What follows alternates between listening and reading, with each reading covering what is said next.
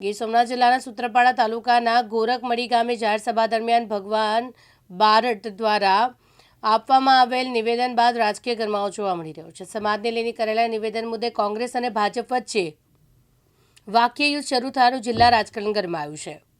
ગોરખમડી ગામ ખાતે યોજાયેલી જાહેર સભામાં તલાલા વિધાનસભાના ધારાસભ્ય ભગવાનભાઈ બારડ દ્વારા આપેલા નિવેદન બાદ વિવાદ ઊભો થયો છે। તેમણે પોતાના ભાષણમાં જણાવ્યું કે જો ભરોસો તૂટશે તો દરવાજા બંધ સમજો, જેમાં આહિર સમાજનો ઉલ્લેખ થતાં ચર્ચા વધુ ગરમાઈ હતી। આ નિવેદન સામે વિરોધ વધતા ભગવાન બારડે સ્પષ્ટતા કરી કે આ ઉલ્લેખ માત્ર એક ઉદાહરણરૂપ હતો, કોઈ ખાસ સમાજને નિશાન બનાવવાનો ઉદ્દેશ ન હતો।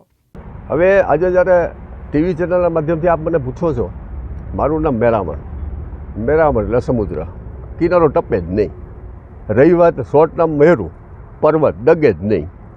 મિત્રો, આ રીતે જુઓ તો સન્માનની જે ધારાસભ્ય જે બોલે છે એ લોકશાહી પ્રણાલીને શોભે એવું સેન્ટેન્સ નથી।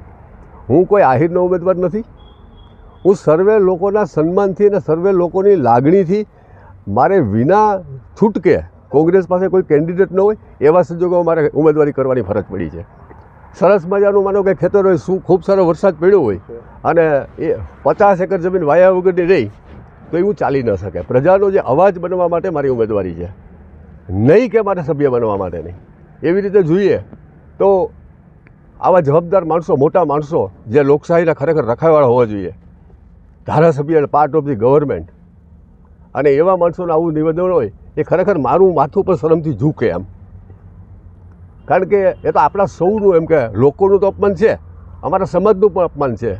આવા સંજોગોની અંદર આહિર એની કોઈ વ્યાખ્યા ન કરી શકે।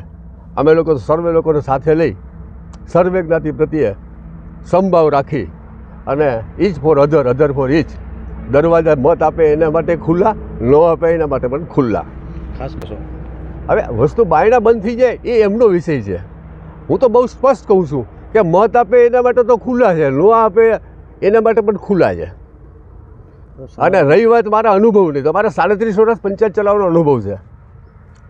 મેં 10 વર્ષ જિલ્લા પંચાયતમાં પ્લેનિંગ કર્યું છે, ઓપોઝિશન લીડર કર્યું છે અને પાર્ટ રૂલિંગ તરીકે કામ કર્યું છે। હું તો આપણા માધ્યમથી મારા સમસ્ત ગીર સોમનાથની જનતાને જણાવવા માગું છું કે આ વખતે કોંગ્રેસની સરકાર ઇલેક્ટેડ થઈ તો જિલ્લા પંચાયતની હેસિયત શું હોય તમને બતાવી આપીશ। 2000 થી 2005ની અંદર અમારી જિલ્લા પંચાયત હતી જૂનાગઢમાં, મિસ્ટર વિજયાનંદભાઈ રાઠોડ અને હું પ્રમુખ અને ઉપપ્રમુખ હતા। ગવર્મેન્ટ ઓફ ગુજરાતના રેકોર્ડમાં જોઈ આવો, અમારી ગુજરાતની રાજ્યની અંદર અમારી જિલ્લા પંચાયત 2nd નંબરની હતી।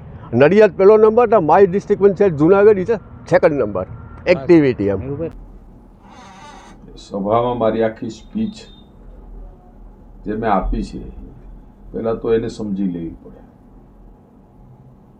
સ્પષ્ટ એવું કીધું છે કે રાજનીતિની અંદર ભરોસો અને વિશ્વાસ એ મહત્વનું છે કોઈ પણ સમાજ માટે। અને મેં ટકોર કરી અને એની સાથે મેં વાત પણ કરી હતી કે આજની આ તાલુકા અને જિલ્લા પંચાયતની ચૂંટણીની અંદર પણ તમે જે પક્ષમાં બેઠા છો, તમે જે અમને ભરોસો અને વિશ્વાસ આપો છો, એ વિશ્વાસ ને ભરોસો અમે આગળ કોઈને આપતા હોઈએ છીએ। એટલે કાલે વિશ્વાસ અને ભરોસો તમારો ને મારો ના તૂટે અને મારો ને આગળ જેને આપીએ છીએ એમનો ન તૂટે, એટલા માટે તમે તકેદારી રાખજો। અને મેં આહિર સમાજનો દાખલો આપીને પણ વાત કરી હતી કે સામેના ઉમેદવાર છે એ મારા કુટુંબના છે।